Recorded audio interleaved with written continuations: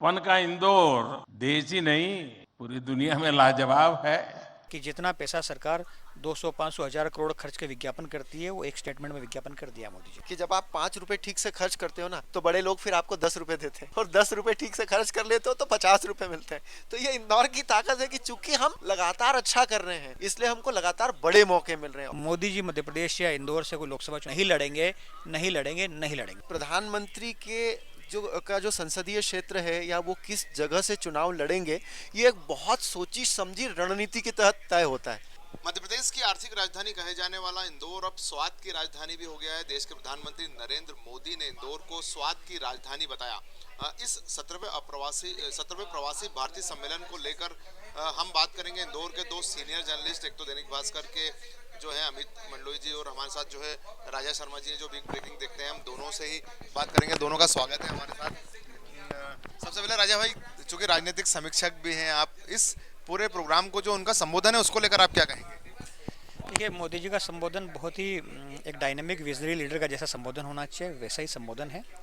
और जब वो केवल किसी कार्यक्रम को रिप्रेजेंट नहीं कर रहे थे, वो देश के 130 करोड़ लोगों के बिहाफ पे एनआरआई जो हमारे मूल भारतीय लोग हैं उनको रिप्रेजेंट कर रहे थे, उनको एड्रेस कर रहे थे। तो उसमें बहुत ही मैच्योरिटी, बहुत ही देश को हाई स्टैंडर्ड के साथ मार्केट करना, देश की अस्मिता को बताना, तो बहुत ही सामर्थ्यवान लीडरशिप के माध्यम से सामर्थ्यवान संबोधन था उनका आज का। अमित जी, पहले आपसे भी यही जानेंगे कि क्या कहेंगे इस पूरे ओवरऑल इस संबोधन? बहुत अच्छा संबोधन था, और वही बात की एक परिवार का मुखिया जिस तरीके से अपने लोगों से बात करता है वही उनके बात करने का तरीका था। उन्होंने इंदौर को, प्रदेश की जनता को, देश को और प्रवासी भारतीयों को जो है बहुत अपनेपन के साथ उनके साथ बात की, और ऐसा कहीं नहीं लगा कि कोई एक पॉलिटिशियन बात कर रहा है ना। उनके लहजे में कोई एक राजनेता नहीं था कहीं से कहीं तक, वो परिवार के मुखिया की तरह अपने लोगों से रूबरू हुए थे, और ये एक बहुत अच्छी चीज़ थी। क्योंकि हम लोग इंदौर से ही हैं और इंदौर को लेकर हम ये कहें कि इंदौर की ब्रांडिंग, हम ये कहें कि इंदौर के ब्रांड एम्बेसडर एक तरह से नरेंद्र मोदी हो गए। जिस तरह से विदेशों में भी जाते हैं तो इंदौर की बात करते हैं, और आज भी उन्होंने इंदौर की बात की। उन्होंने इंदौर को स्वाद की राजधानी भी कहा, साथ में उन्होंने इंदौर के अपनत्व की बात की। ये इंदौर के लिए बहुत ही गौरव की बात है कि प्रधानमंत्री इस शहर को इतना पसंद करते हैं। उन्होंने कहा कि इंदौर, लोग जो लाइन थी उनकी है कि यार लोग कहते हैं कि इंदौर जो है एक शहर है, मैं कहता हूँ कि इंदौर एक दौर है। तो ये मुझे लगता है कि आज तो हर इंदौरी के लिए बहुत फक्र की बात है और बड़े गौरव का विषय है। जिस तरह से उन्होंने कहा कि इंदौर एक दौर है, राजा भैया, जब उनका संघ का जो पूर्णकालिक कार्यकाल था उन्होंने इंदौर में भी काम किया, तो इंदौर की नब्ज चूंकि वो जानते हैं काफ़ी करीब से, और उनकी लाइकिंग सिटी भी है इंदौर, और स्वच्छता में भी नंबर 1 आ गया है। तो क्या उन सब बातों को लेकर जो है इंदौर से अपनत्व उनका जो है ज़्यादा? देखिए, आप है ना, एक बात ध्यान रखिए, जब इतना बड़ा देश का इवेंट यदि इंदौर को केंद्र सरकार ने दिया है तो इंदौर की निश्चित रूप से पात्रता होगी। बिना पात्रता किसी को कुछ नहीं मिलता है, ध्यान रखिए आप, ठीक है। तो पहली बात, इंदौर की पात्रता होगी, उसकी कैपेसिटी होगी इसको, इस इवेंट को एग्जीक्यूट करने का। एक दूसरी बात, नरेंद्र मोदी जी ने यदि ये इंदौर को इवेंट दिया है तो उसके पीछे 2-3 बड़े कारण हैं। मोदी जी का अहिल्या देवी जी से बड़ा अटैचमेंट रहा है, उनको उन्होंने काफ़ी पढ़ा है। अहिल्या देवी जी हमारे देश की वो महारानी रही है जिन्होंने देश दुनिया में मंदिरों का जीर्णोद्धार कराया। तो जब आप इंदौर के बैकग्राउंड की बात कर रहे हैं तो मोदी जी ने, ऐसा नहीं कि आज पहली बार जिक्र किया है, मोदी जी अभी एक इंटरनेशनल फोरम पे गए थे तभी उन्होंने इंदौर का जिक्र किया था।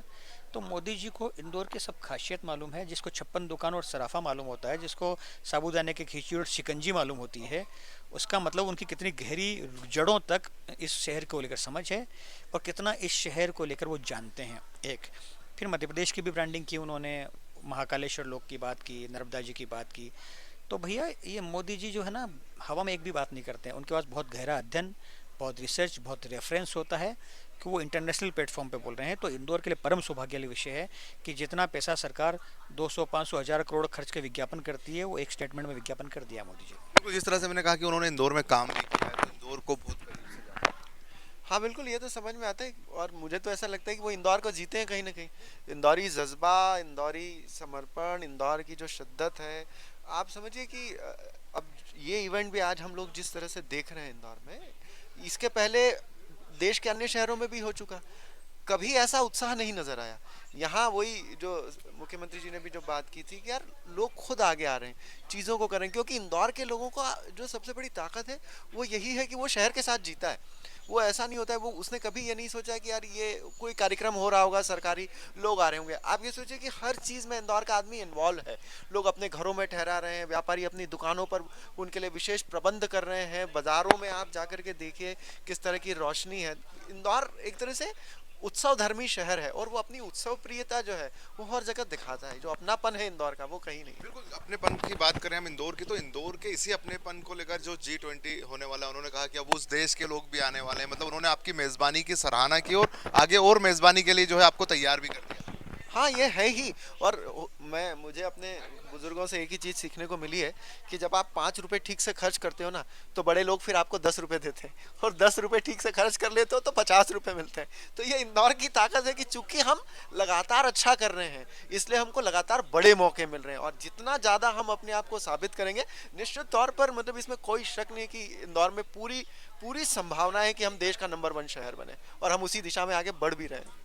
बिल्कुल, अब एक चूंकि हमारी बहुत सारी जो है अब एक राजनीतिक सवाल चूंकि जहन में आ रहा है, पत्रकार सवाल ना करेगा तो फिर क्या करेगा, और अपने पत्रकार साथियों से तो एक जहन में एक बात आ रही है कि क्या हम राजनीतिक जो जमीन होती है इंदौर, फ्यूचर का लोकसभा क्षेत्र भी देख सकते हैं क्या? प्रधानमंत्री नरेंद्र मोदी यहाँ से नहीं, अब इस पे तो हम लोग तो क्या ही कमेंट करेंगे, क्योंकि इसका फैसला तो मतलब अगर ये सवाल आप मोदी जी से भी पूछोगे तो वो भी एक जवाब देंगे कि इसका फैसला पार्टी करेगी, है ना? मतलब अमित भी हम मोदी जी तक की तरह हाँ, नहीं नहीं, ये इस सवाल का जवाब एनालिसिस की बात कर रहे हैं कि हो सकती नहीं। देखिए, प्रधानमंत्री जो संसदीय क्षेत्र है, या वो किस जगह से चुनाव लड़ेंगे, ये एक बहुत सोची समझी रणनीति के तहत तय होता है ना? आडवाणी जी कब गांधीनगर से लड़ते थे, फिर गांधीनगर पे उनके बाद कौन लड़ेगा, अमेठी से कौन लड़ता था, फिर रायबरेली कौन पहुंचा, या लखनऊ में कौन था, फिर बनारस क्यों पहुंचे।